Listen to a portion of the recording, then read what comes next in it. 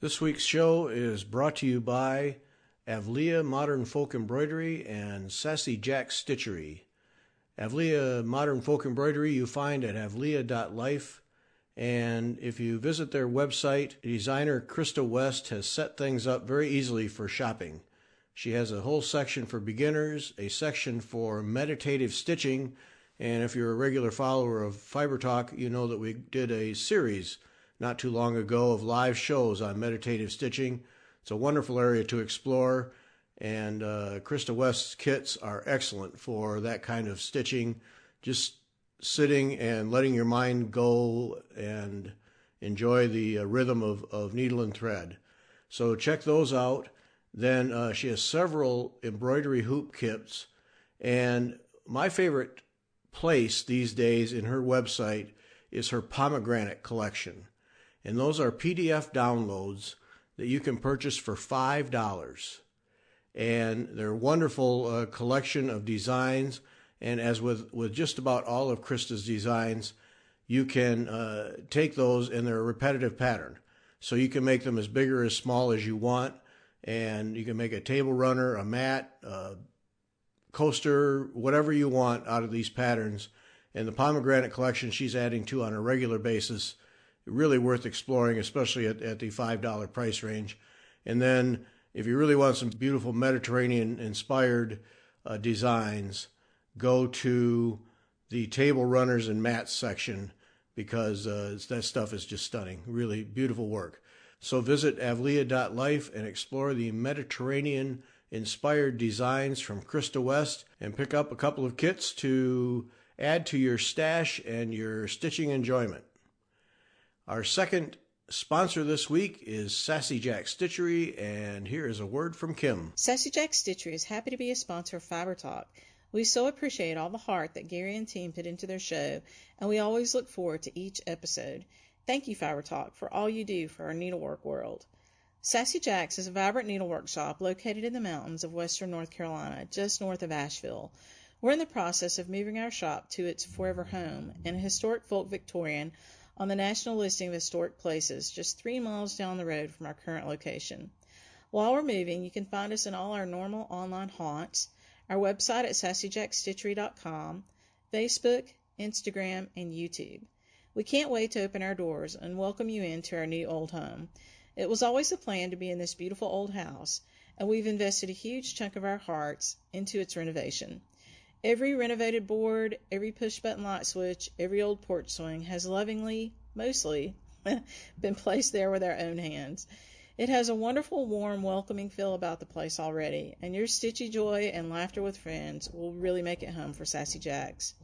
So look for us online for the next few months, as we'll be filling online and phone orders as per usual, and we'll be looking forward to the spring at the Baird House in Asheville, North Carolina. When the time comes, we'll leave the light on for you, just like your mom did when you were a kid, so you'll know it's time to come home. Now on to the show.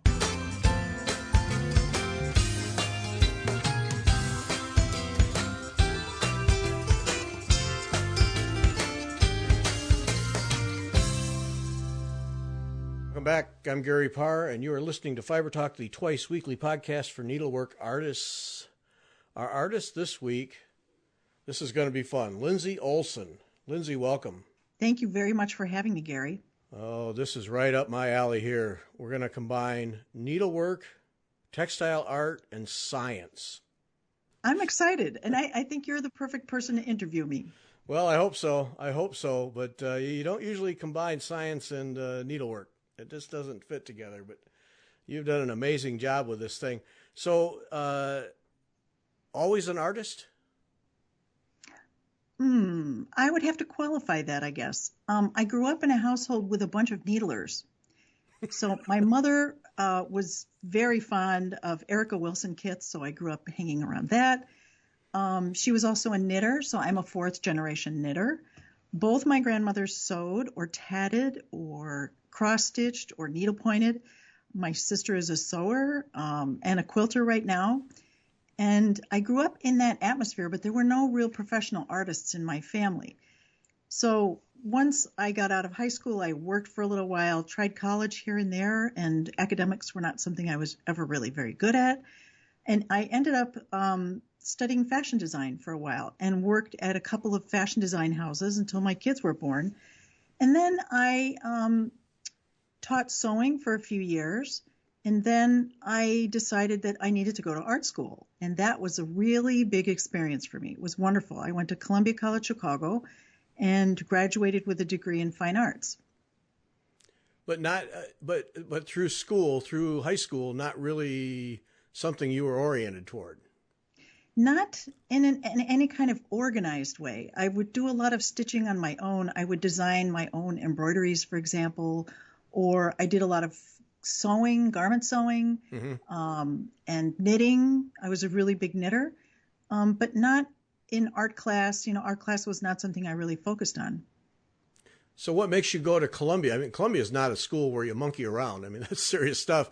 What makes you say, all right, I'm going to go there and get an art degree? Well, I had been working in fashion design for a number of years. And although that was very interesting and I learned a great deal and I had a very good work ethic, it was not a great fit. And I think in some ways it was a compromise for me. It was less scary than going to art school since I didn't really have any experience in the fine arts area. So it was a compromise between something useful and something that interested me. And it was good for a while. But then I thought, you know what? I need to just take my courage in hand, apply to art school, and just see what happens. That's gutsy. That's gutsy. Yeah. People I've talked to in the fashion world, that it's become clear to me. It either fits you or it doesn't. That's a different place. Yes. Yeah, it is. It's very high pressure, fast paced, commercial, very heavily commercial kind of enterprise. So when you go to Columbia, something in mind, or were you just there with your blank slate? Let's see what happens. My first goal was to learn how to draw, because I had never really learned how to draw realistically in any formal way. And I had been drawing for a couple of years on my own before I went to college. And then when I got there, it was like, oh my God, I loved drawing. I loved the discipline. I loved the various different ways to approach a drawing, from line quality to contrast and value, moving shapes around and studying two-dimensional design. I just took all the fundamental classes that I could, and I loved it. And I took a couple painting classes, and after graduation, that's really what I worked on, was oil painting. But just didn't find that as a long-term, it just didn't fit you. Well, the first project that I started working on pretty intensively after graduation was something called the Waterways Project. And I was taking all the local area waterways and painting them in a kind of idealized way. So I would edit out stuff like bridges and parking lots and wires. And around this time, my husband and I actually bought a canoe. And as often as I could convince him to do this, I would be painting in the bow and he would be paddling in the back. Okay, wait a minute. There's a mental image for me. That's excellent. Yeah. You got to love this guy, right? That's good. Okay.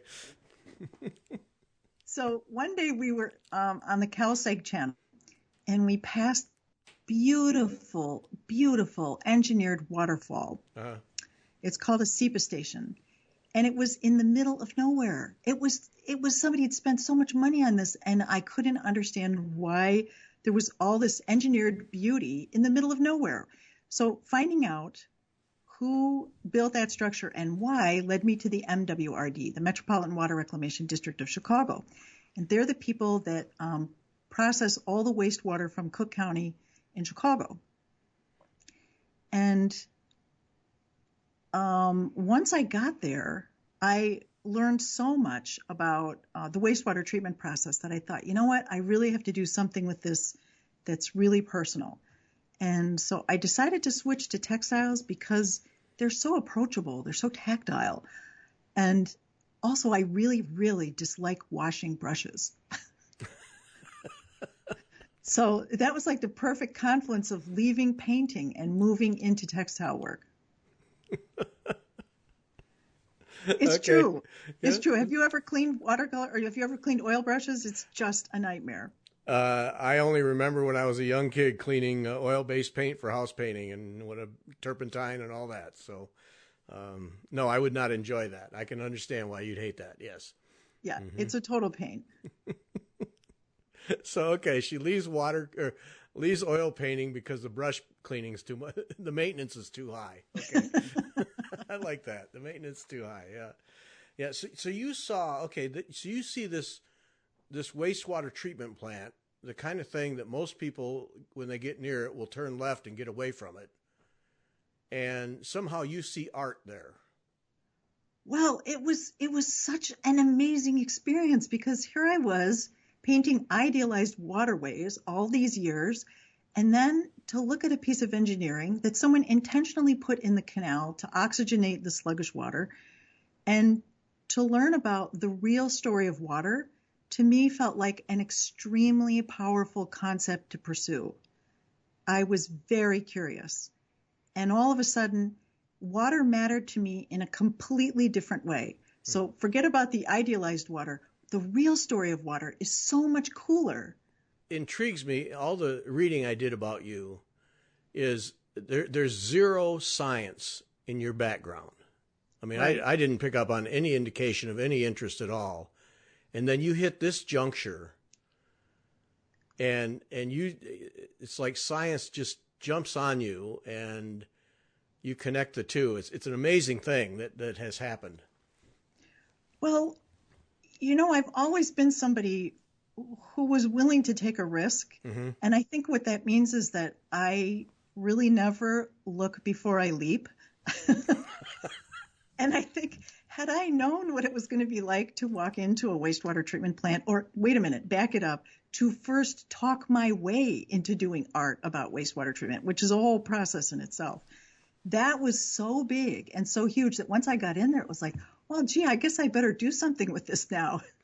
Yeah, talking your way in. Yeah, I can see that. A lot of eyes rolled. Hey, you got this person over here. I don't know what she's trying to do, but you talk to her. Yeah. And wastewater treatment plants, I mean, the magazine I edit, Manufacturing Magazine, that's one of the topics we cover.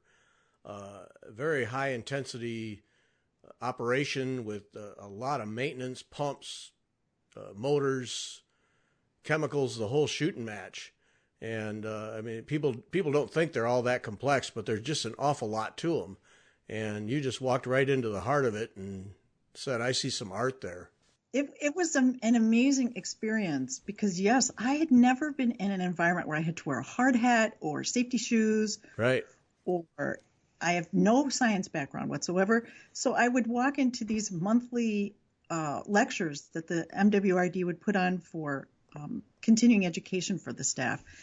And I'd be able to understand like maybe 10% of what the engineers were discussing in these lectures. But I realized, I can do an awful lot with 10%. And in addition to that 10%, when you talk to people who are so passionate about their work, this is why I love working with scientists, because I piggyback on their enthusiasm. Mm-hmm. And it's infectious, and it's really quite amazing to learn about a process like wastewater treatment that everybody depends on. I mean, a third of us would not be alive today were it not for the invention of clean drinking water and wastewater treatment. So we all depend on this, but hardly anybody knows anything about it. And it was just so cool to learn about it. Now, did you see this as an opportunity to educate? Yes. Like you could be a conduit for those who don't understand, or was it just an art outlet? No. It was both from the beginning. It was all of a sudden this light bulb went on in my head and I thought, I can actually use my art for something useful. It can do a job in the real world.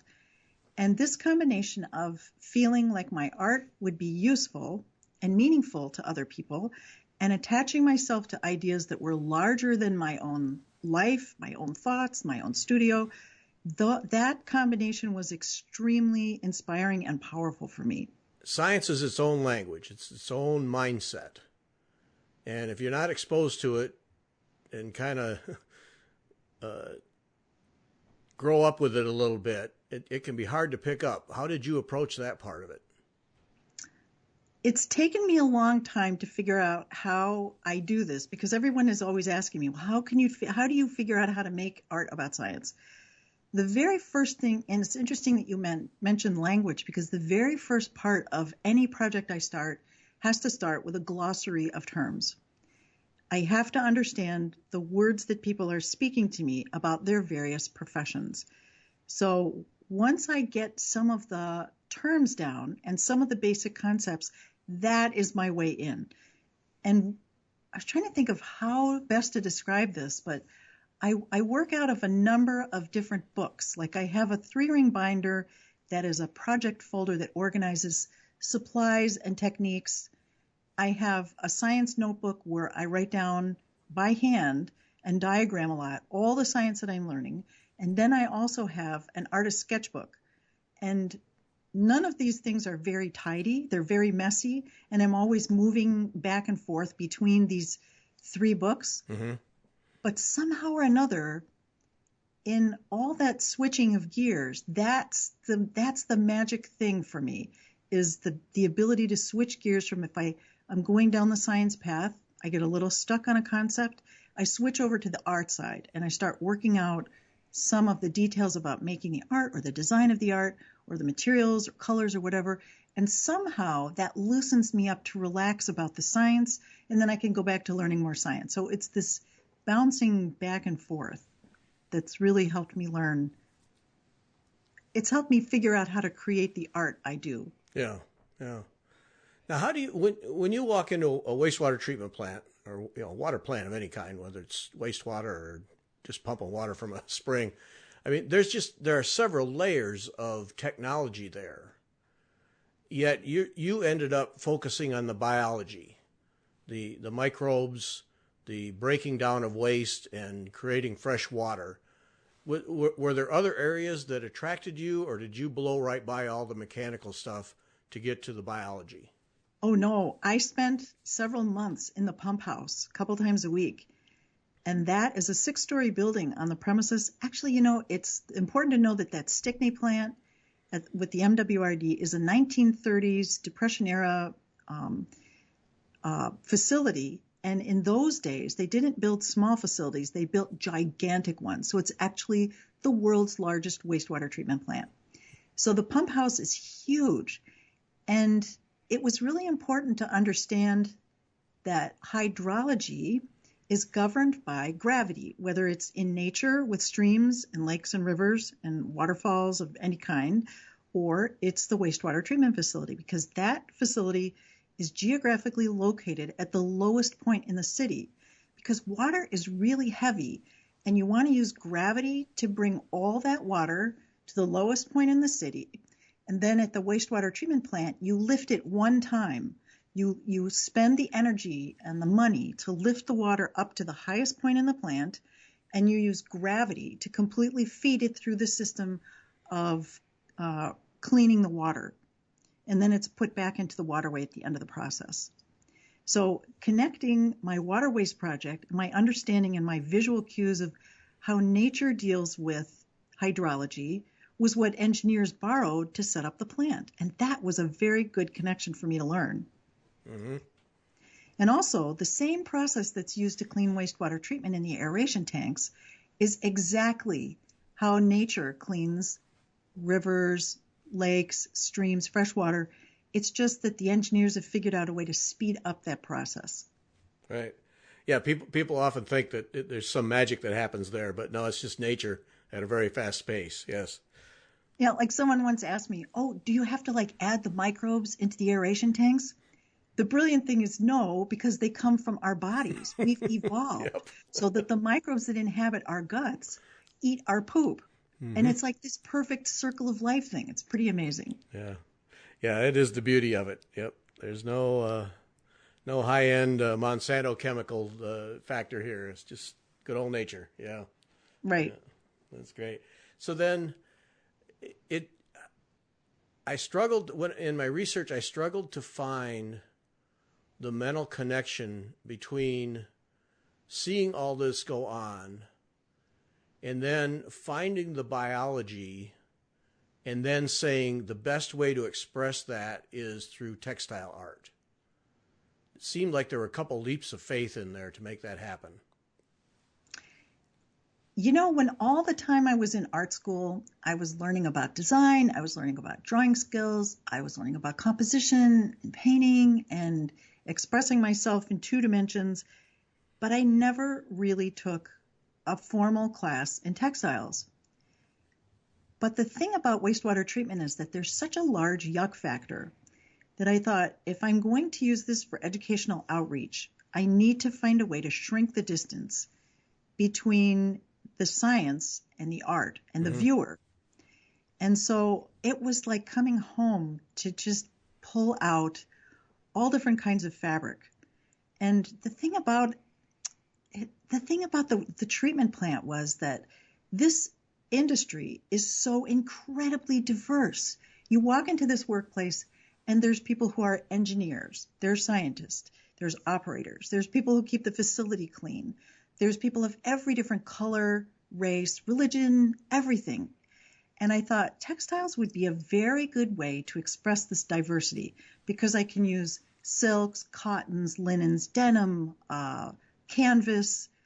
I even used a kind of non-woven material that was an absorbent spill catcher in the pump house. I found a source for that kind of textile. And I put that all into the work. And I thought, this is why textiles are so powerful, because you don't really need an art degree to appreciate just how yummy textiles are. And they're very sensuous. People want to touch them, which is kind of a drag if you want to preserve your art pieces. But it also lures people in, and it makes them feel more welcome. You were even able to find textiles in the plant that were useful. Yeah, that was really surprising. That's great. So then, so you see that happening. What is the reaction? You got a bunch of hard workers in a plant like that. What's the reaction you get when you show up with the artwork? Did they connect with it? Here's the thing. If I do my job well and I learn the science and I take the time to learn the culture of the lab I'm working in or the facility that I'm working in, when I create the art, it's showing people a visual reflection, a way of visually respecting what this person's life's work is all about. So when I showed the microbiologists what I had put together, I'd hung everything in a conference room and invited them to come in and take a look. I was really nervous. Yeah, I'll bet. Because I was like, oh my God, did I really get it? So the microbiologists started going, oh, that's filamentous bacteria 095. Or, that's Beggiatoa. And they were so thrilled. It was such a moving experience, especially in an industry where people are underappreciated. And I wanted their work to look heroic because it's environmental work at a fundamental level that supports all of us and helps keep all of us healthy, but it's not well recognized. Mm-hmm. So you elevated them through your art then? Yeah, that's exactly it. You got it. Great. Wow, that must have felt good. Well, good to know that you got the science right, that they would connect with that. That's a win. Yeah. Wow. So then an exhibit there, and then I assume that you use that exhibit elsewhere as an educational piece?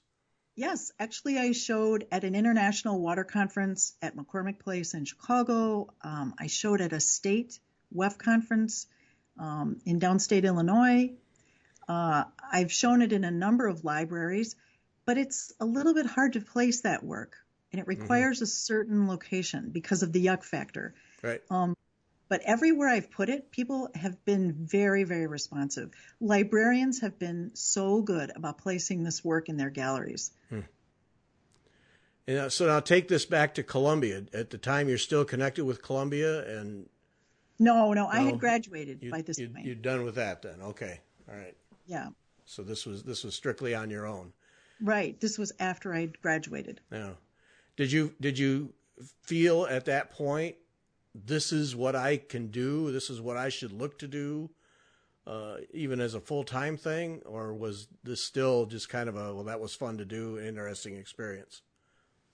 Well, I definitely knew that I wanted to use my art in a meaningful way. I wanted to use it as outreach. I was a little bit hesitant to take on yet another science project because it was really hard. It was really challenging, and I was always working at the edge of my intellectual capacity to make that project. But in trying to find a place to show this work, which was a little bit challenging, I ran across Fermilab, which has a long history of art and science connection, and they have an art gallery there. And the person who's in charge of the art gallery is Georgia Schwender. And so I contacted her and said, would you be interested in showing this work about art and science? And so I think she came to one of my shows and we talked a little bit, and then she invited me out to Fermilab to take a look at the gallery. And when I went out there, in the middle of the conversation, I was so shocked. She looked at me and said, "Oh, would you like to help me establish the first artist in residency here? I've been wanting to do that for a long time." So my first thought was, wait a minute. It literally happened that way?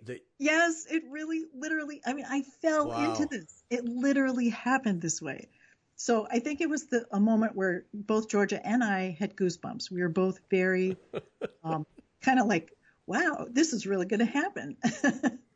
My second thought was, wait a second. This isn't just like terrestrial physics. This is high energy physics. This is really abstract stuff.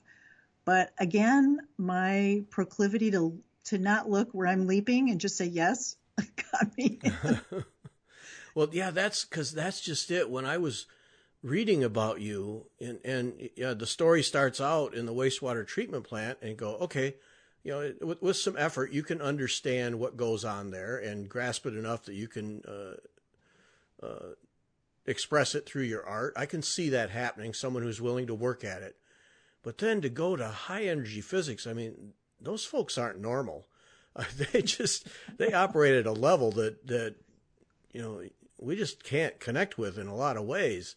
And you found a way to not only get in there, but to develop enough understanding and to communicate with those guys. That to me, I just kind of had to sit back and go, wow, it was really a tip of the cap to you for at some point just being not ignorant in a positive way and just diving in and seeing what happens. I mean, that's impressive to me. Well, thank you very much. I had a lot of help. I mean, physicists, high energy physicists, they know this is a tough sell. And yet, when you have to create a research project in high energy physics, it requires just an enormous amount of money and organization to set up these giant experiments. I mean, if you think about the Large Hadron Collider or the ring at Fermilab, these are very expensive things. And oftentimes, physicists have to go to taxpayers or lawmakers to request money, or to the government for grant writing and partnerships. And so the physics community, especially the high energy physics community, has become very invested in outreach, and in outreach that all of us can understand. And this is what I learned when I went to Fermilab. There were so many videos and books and tours and intelligent people who would speak to me respectfully as someone who knew nothing about high energy physics. They were just pleased that I was helping them with their mission of getting the word out about how cool fundamental particle physics is. Okay, well, that helps me understand that, because usually physics, anybody in physics, once they start talking, your eyes just glaze over and like, oh, whatever. Well, there are some people who are like that, but there are also some other people like Dr. Don Lincoln, who was my advisor, my science advisor, who write brilliantly on the level of popular science. Mm-hmm. He has quite a following of people who are very interested in high energy physics because of his work. Now, he was not only is he a great scientist, but he's a really lucid author. Yeah, he was a real linchpin in this whole thing for you. Yes, he certainly was. He took the time to explain things to me. And I remember taking one of his books on vacation with me at the very beginning of the project, before I even knew he was going to be my advisor. And in the very first chapter of this book that he'd written, he talks about the standard model. And the standard model is to particle physics what the periodic chart is to chemistry. It's the basics of everything. Mm-hmm. But I had to read that first chapter like 20 times. I'm not kidding. And I'm thinking to myself, a little more panicky with each reading of that chapter, going, geez, if I don't even understand what's happening in the first chapter, how in the heck am I going to create the art for the rest of this project? So understanding that first chapter about what the standard model meant and what life was like on the inside of atomic particles, what happens inside protons and neutrons, that was very key. And then, of course, when I met Don, I had a lot more resources, and also I, went on tours for several tours at Fermilab, got to speak to a number of people. I actually ended up being allowed to take radiation worker safety training. Georgia was really instrumental in helping me line up that training, because then what I could do was I could follow the operators into the guts of the experiment and Mm-hmm. find out all about the neutrino research, literally from the ground up. And that was pretty cool. Oh, well, just the training had to be an experience like none other. You had to take a test at the end, too, and you had to pass. I think I barely squeaked in, but Yeah. I made it. What's Mom Yeah, doing? really She's proud of studying. that. She's studying for a radiation test. Just leave her alone. Right. I'm really proud of that, getting through that course. That was a pretty big deal for me. Well, yeah, I would say so. Definitely a big deal. And then, of course, yeah, that opens up that whole other world of actually being able to go right into the center of the operation. Oh boy, I can't tell you how envious I am of what you've been able to do. It's so neat for you. Yeah, able to that see was a very privileged view. Yeah. Yeah, that's not normal. So then Don is with you through this whole process. Your sounding board, your get you over the hurdles person. Between Don and Georgia, I would go in with science questions, or I guess within the first couple of months of the project, I went away for a few months and thought about the standard model, and I started working on those standard model pieces. And I brought them in to show Don, and again, with a bit of trepidation, and explained to him what I was doing. And he goes, oh, okay, this is nice. And then I said, here's all the fundamental particles, but can you find the Higgs particle? Now, Don was part of the team at CERN, a team of 3,000, 4,000 scientists that discovered a new particle. CERN in Switzerland, yeah. Right, so he works at Fermilab as a senior scientist, but he's also connected with the CMS experiment at CERN. And the CMS experiment and the ATLAS experiment were responsible for discovering a new fundamental particle, which was huge news. The Higgs particle was discovered at CERN in 2012. So it was a particle that had been theorized for 50 years, and it was really hard to find. And you had to wait for the experimental physics to catch up with the theoretical physics to finally prove that the theorists were right, that this Higgs particle that gives mass to everything in the universe existed. So I had these pieces about the standard model, and I showed Don, and I said, okay, so find the Higgs particle. And he's looking, and he says, I can't find them. And so I pointed out where I had embroidered them to exactly match the background of the piece and put them everywhere. And they matched so well that they were hidden. They were as hidden as the Higgs particle itself was for 50 years. And John was like, wow, I'm really into this art now. So he was very excited about that. And he also knew that you grasped the physics.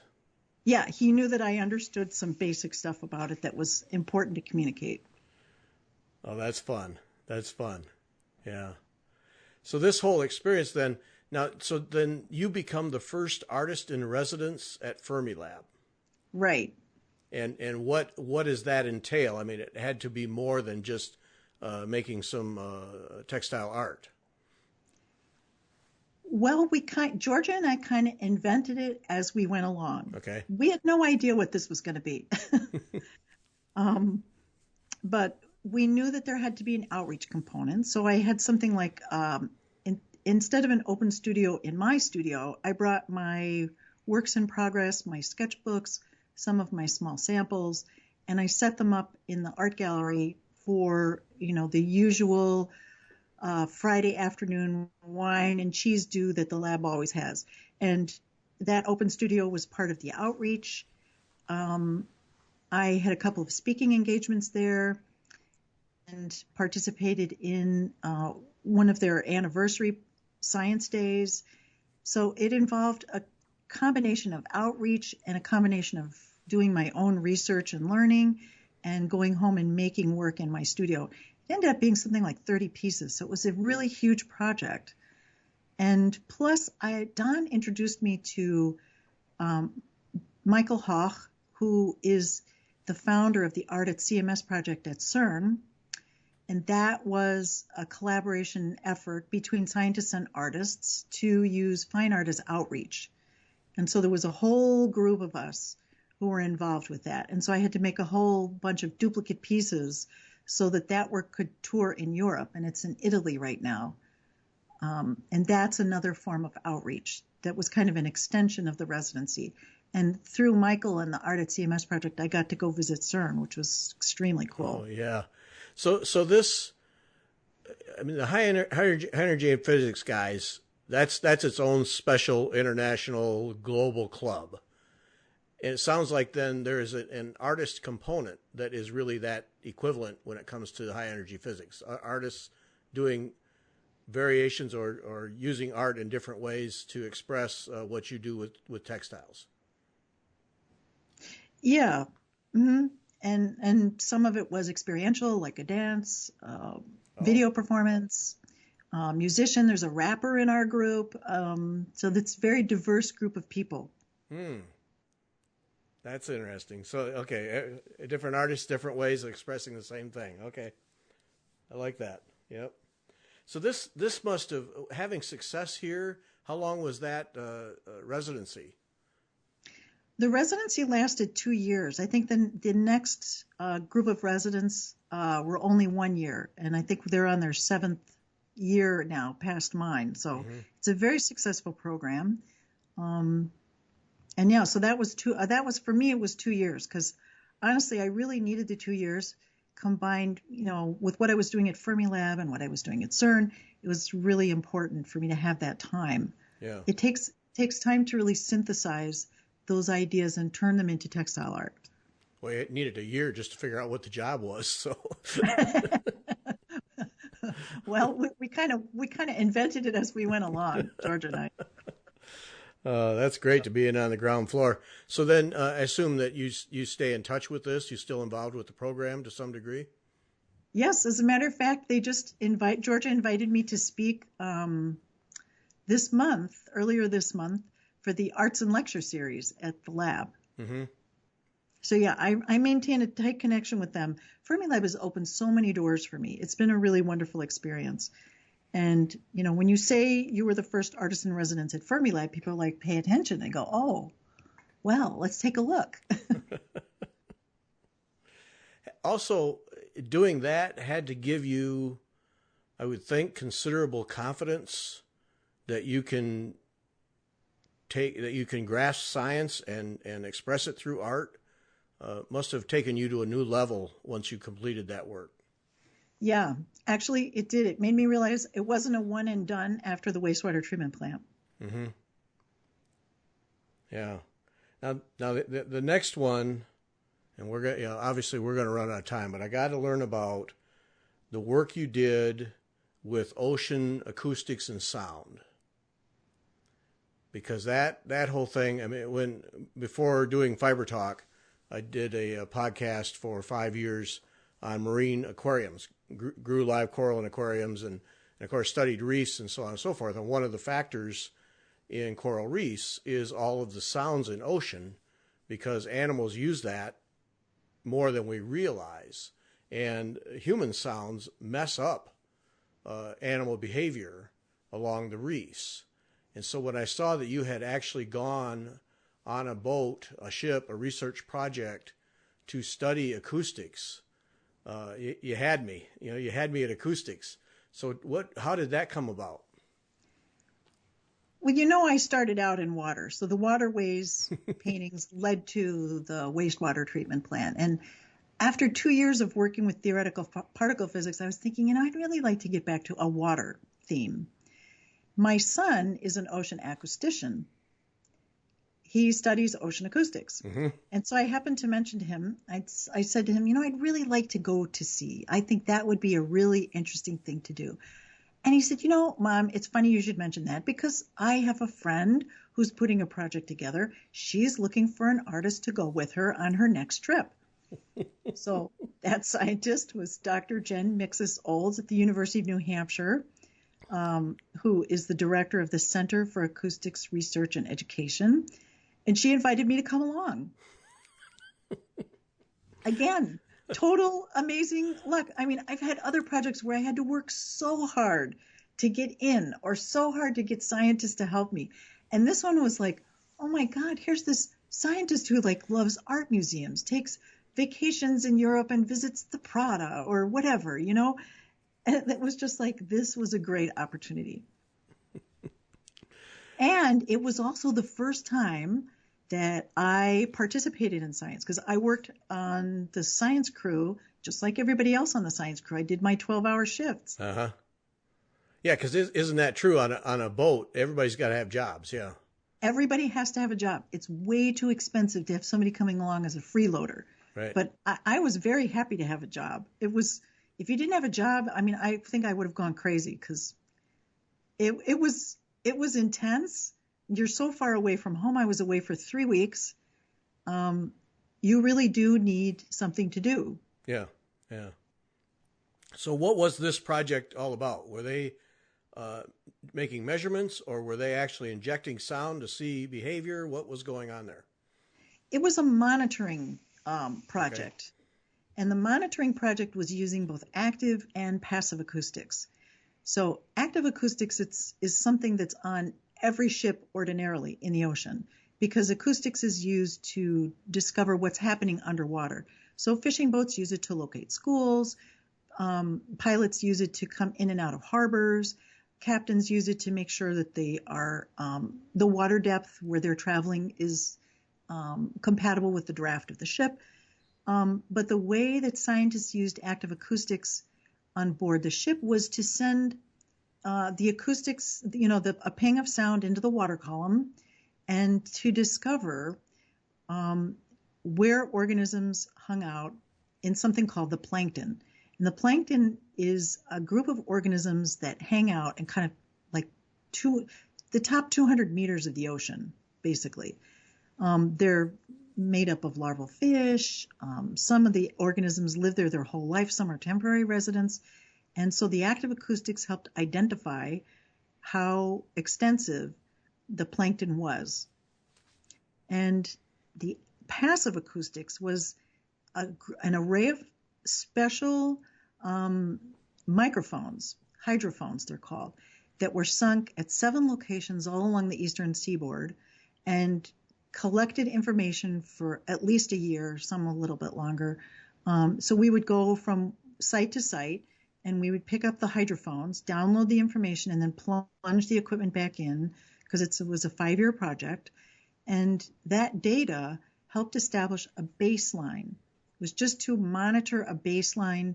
What's happening with the sound environment in the ocean right now? And sound is really important in the ocean because light does not travel very well in water. After the first 200 meters, light doesn't illuminate anything. So the kinds of observations that terrestrial scientists make about the ecosystem, you can't use what you're seeing. You must use sound. And also every organism is adapted to either produce sound or perceive sound or use sound to navigate, find a mate, find food, hide from predators. So sound is a very crucial way to study oceans. And that's why this project was so exciting. And it was so fun to see in your art the larval fish and the different things you did from the plankton layer, because a lot of people don't realize that most marine fish go through a larval stage, unlike guppies, which just hatch out baby guppies, and they're very different looking animals. and I really enjoyed just studying what you did to capture the looks of the larval fish, and so there's another whole level of education that you had to get in your head. A lot of work. Thanks. Yeah. I used a lot of textile collage and a lot of interplay between light and dark values of the colors that I used in that project.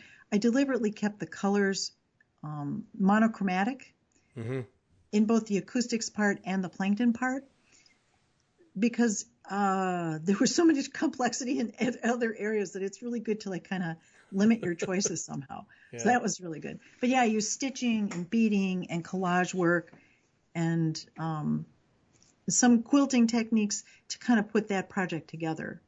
Yeah. And again, then an exhibit comes out of that? Yeah, actually I had a chance to bring it to the University of New Hampshire for Ocean Discovery Days. And there were about 3,000 people who went through the building to take a look at that.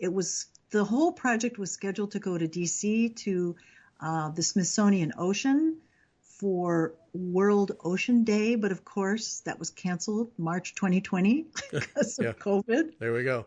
Yep. It was a real bummer. But I have some irons in the fire for some future exhibitions for that, so we'll see what happens. Mm-hmm. So that one's still kind of in relative terms fresh. Yes, exactly. Yeah, lots of miles yet to be realized out of that.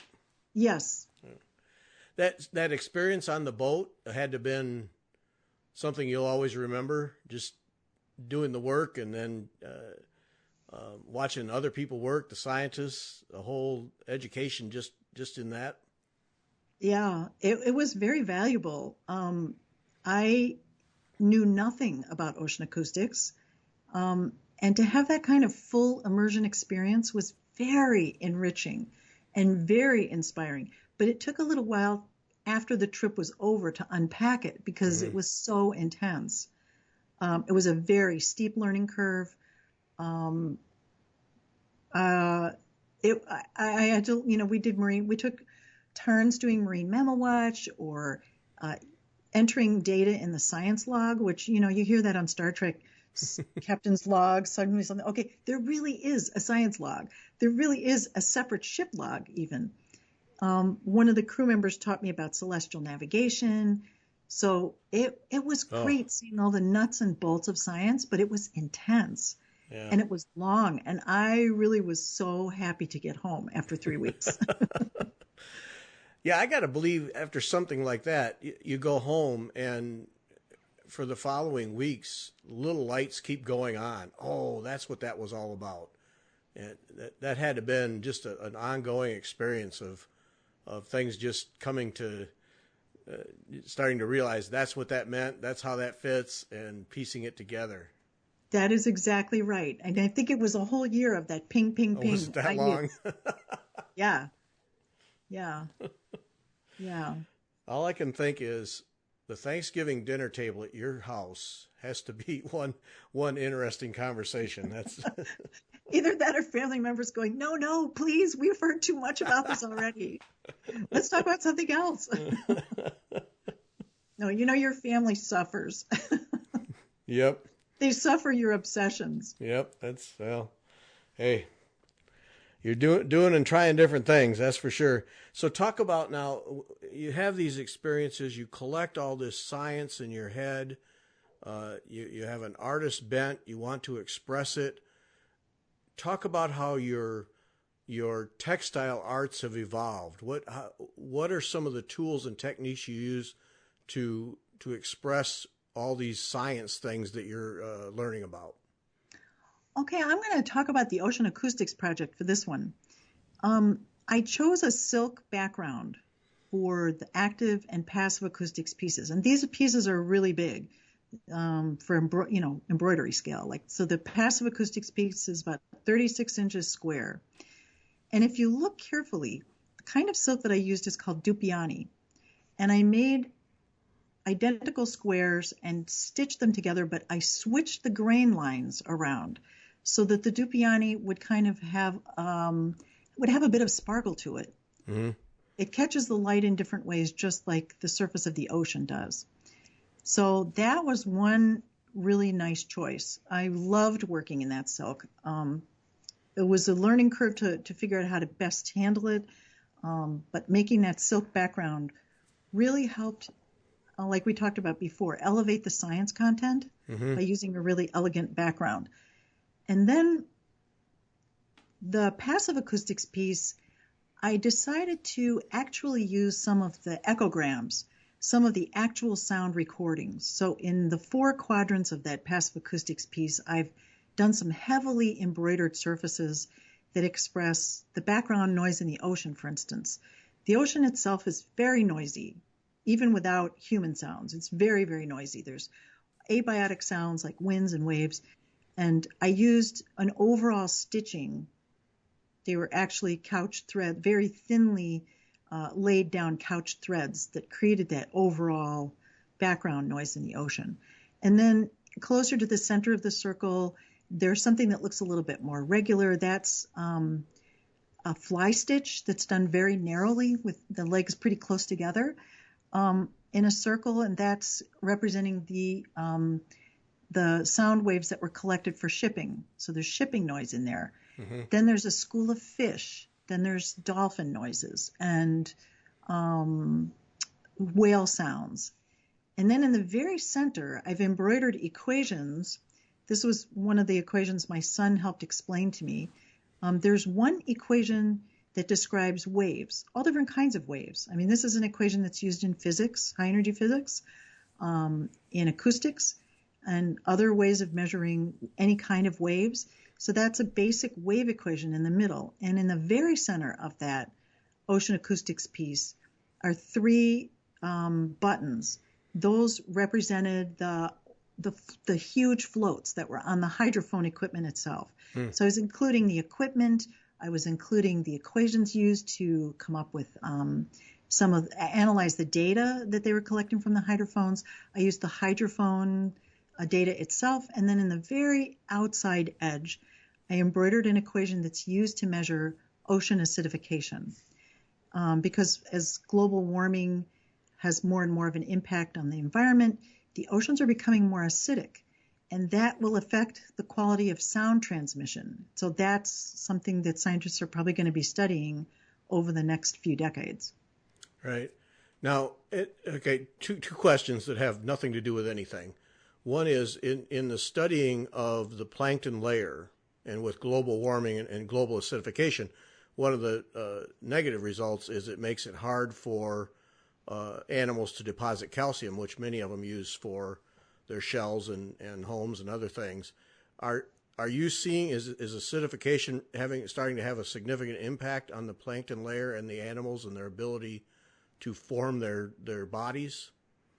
Yeah, so skeletons and shells and so forth, it is becoming more and more difficult for animals to create those structures. And what's happening is that there's a kind of overgrowth of jellies, jellyfish, and soft-bodied animals. So that's the end result of that, is the soft-bodied animals are able to start to dominate. They're starting to flourish, right? There's conditions that favor them. Yeah. Okay. That stuff makes me very nervous because it's at the very core of the food chain. And, yeah. Yeah, and that's why we need projects to kind of like help. We need help from like all different kinds of playwrights, artists, poets, historians, videographers, to help us put this picture together and connect it to our lives, because it's invisible, all this stuff happening in the ocean. Right. Yeah, we don't think of it. It's just a big bunch of water out there, but what's going on out there is, as it gets more acidic and gets warmer, it just gets harder and harder for those animals. Because that's the part that people don't realize, is most of those animals have lived in incredibly stable environment, chemically very little variation for thousands and thousands of years. And so they're not built to adapt and evolve like land animals. And and as there's change, they just can't do it. They can't change fast enough. And yeah, it's very disturbing. Well, okay, that's another show, another time. When you're putting together this acoustic thing and you're talking about different sounds, is that a doodle cloth and experimentation with different stitches to represent the different things that you want to show, or is that something you do on the fly? How do you approach that? I wouldn't call it a doodle cloth. I would say a little more like sampling. I create small samples. So yes, I have actually a number of small samples that I use to develop both of those large pieces, because before you're going to sink yourself into a giant piece of expensive silk, you really want to have kind of a plan. I mean, I do change my plan occasionally, but it's good to have a place to start. So yes, I do a lot of sampling, stitch tests, beading tests, and check out different colors of threads and different kinds of placement for the stitches and that sort of thing. And does that start in your sketchbook, or does it start in your head and go right to thread? I like to do both. Okay. And I think what's more important for me is to actually stitch on the materials themselves as a sample, to understand, to educate my fingers, my eyes, and my brain about what each kind of component in the finished artwork, how it will behave in my hands, how it will behave with a certain stitch or a certain stitch quality, or what kind of surface texture am I looking for. So like many things, the finished piece, the work that goes into that, there's an equivalent or maybe even more work that goes into just figuring out the various components. Yeah, and testing out what stitches are going to work, what threads are going to work. If you're using 6-strand embroidery floss, how many strands do you want to use? How do you want to do color shifting? What's the density of the stitching like? Does it convey the science that I want it to convey? For instance, what is the best kind of stitch to represent a math equation? And that ended up being a wrapped back stitch. That is a very good stitch for expressing linear elements. I see a book. Here comes a book. Stitches for science. By stitching. That's understanding math. I think I've missed the boat on that one. Yeah. Not quite, huh? Okay. Nope. But it is interesting, because that's you said it there. The science has to come through your thread. So you can't just throw something down. You have to think that through. Yes, and it's not like scientific illustration, which scientific illustration is all the way at the other end of a continuum. So one end you have just art that's like inspired by science, and at the other end you have art that teaches scientists about science. What I'm aiming for is right in the middle. I want to use fine art that's grounded on real scientific principles, but is also emotionally expressive. Mm-hmm. Yeah, that was one of many things that intrigued me, because I know a lady who is a scientific illustrator, and she'll use colored pencil, watercolors, whatever. But if she does a fish, then every scale, every fin ray, every color is exactly the way the animal is. So she's at that end of the spectrum. And then the other end is this abstract world, whatever it might be. So you're operating in kind of a gray area, really a flexible area, but flexible only to a degree. Well, I had a scientist come up to me and look at my art and say, your art is abstract, but it means something. And I think that captures it. Mm-hmm. Okay, I can see that now. Yeah. You bridged the two. Okay, like that. What fun I you love have. Abstract. What fun you! I was really interested to see that you use a lot of beads. Yes, and actually kind of surprised, because it seems like for the work you do, that's a little fiddly, but they do something for you. Well, all the stitching is fiddly if you really want to get down to it. Okay, you win. But when you use beads, it's like somehow beads add an element of bling, and whatever honestly is going to like suck people in. I've got like 3 seconds to grab someone's attention, and if beads are going to do it, I'll use them. Mm-hmm. Okay. Yeah, I just was surprised because it just didn't seem like that would be in the toolbox. But then the more I studied it, it looked like anything and everything was in the toolbox. So, Mhm. Yes, I use whatever means necessary to yeah. express the science. So the studio becomes borderline hoarder in terms of you keep everything because you never know. Well, actually, no, I have a really tidy studio. It's Oh, my sketchbooks that are messy, but my studio is very tidy. I keep a box full of some of the leftover fabric, but all the samples, all the notes, all the science learning. I have a whole shelf of science books, but my studio is pretty tidy, I would say. okay. All right. But the mess is in the books. Okay. All right. Yeah, yeah, Because there has to be a mess somewhere. There has to be that's a, right.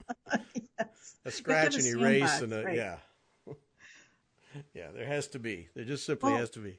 when I'm in the middle of a project, my studio can get really messy. But when the project is done, I can put everything away and move on and then make space for the new project. A discipline all of us could learn from. Yes.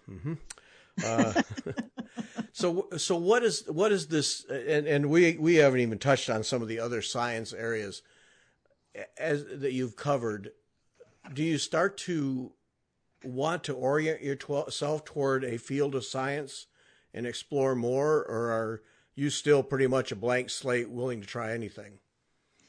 I am really focused for the next project and this last project on water. And my newest project that's in development at the moment is called Land and Sea Intimate Connections.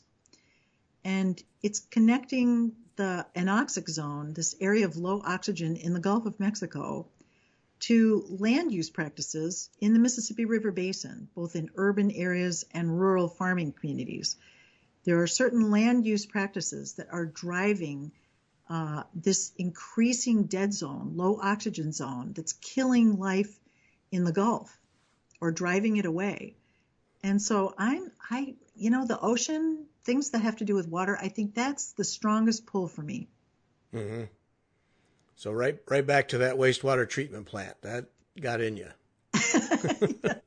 Yes, that and some really cool stuff I'm learning about agriculture. Yeah, I'll bet that's eye-opening. Oof.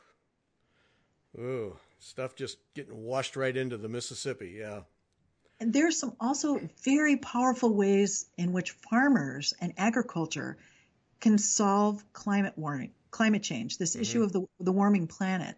If we could change our agricultural practices just a bit, it's so hopeful, this piece of information. What I'm learning about things like perennial grains and no-till or low-till farming, it's really powerful.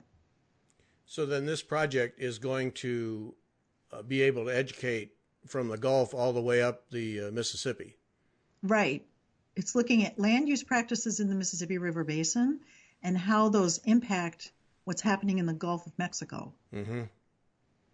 Yeah, and of course, people, the Mississippi River Basin is gigantic, and Yes. yeah, we don't even realize. We think it's that thing that goes down the middle of the country, but what it draws from is huge. Yes. No, the basin goes from like Montana and western New York. It's like a third of the country. It's huge. Yeah. So the breadbasket of America and all the farming and all the runoff of that all ends up at some point in the Mississippi in one way or another. Yeah, and all the urban stuff too. Oh, all yeah, the that phosphorus too. coming from wastewater treatment. That too. Yeah. Oh. That's okay. All right, we got to watch for that then. That's going to be interesting. And you're in the middle of that project. Yeah, actually just starting it. So I'm really excited about this one. Oh, the things you'll learn. The things you'll learn. Do you find yourself when science things show up on, just as you go through the days, do they now stop you much more than they did before? Yeah, it's really changed me fundamentally to learn about the scientific method and how scientists approach their work. So, when someone says to me, studies say, well, I want to know, how big was the study? Who financed the study? Was it peer reviewed? Where was it peer reviewed? Where has it been published? Has someone been able to duplicate that study? So is it like 12 people and your Aunt Sally did it kind of study, But it makes you really think more deeply about what claims people attach to science. Mm-hmm. It makes you think much more critically about information that you find on the media. Yeah, well, and there's a lesson for all of us right there, is that very thing. Yeah, when you hear something, ask that second and third question, not the first one, the second and third one. Yeah. Who said that? Yeah, who paid for that study? Right. Was it duplicated? Who duplicated it? I mean, that's the whole thing about science. It has to be, your results have to be repeatable. Right. Yep.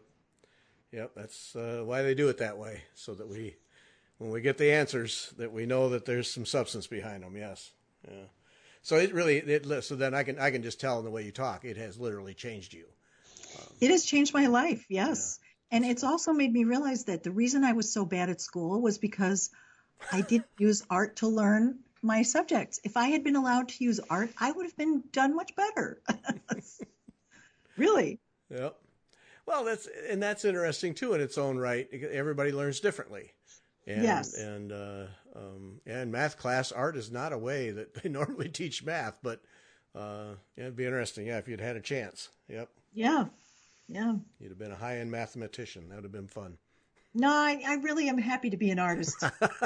Honestly, temperamentally, I can't stand to be told what to do, and science has so many rules that there's not a lot of wiggle room in science. No. Well, Lindsay, this has been so much fun, and I'll tell you, I really admire what you've accomplished. It's very impressive, and your ability to absorb and keep your mind open and learn is really admirable. It's Well, Gary, thank you so much for having me and allowing me to use your podcast to show people science doesn't have to be scary. Yes, so true there. Yep. All right. Well, thanks, Lindsay, and thanks to everybody for listening.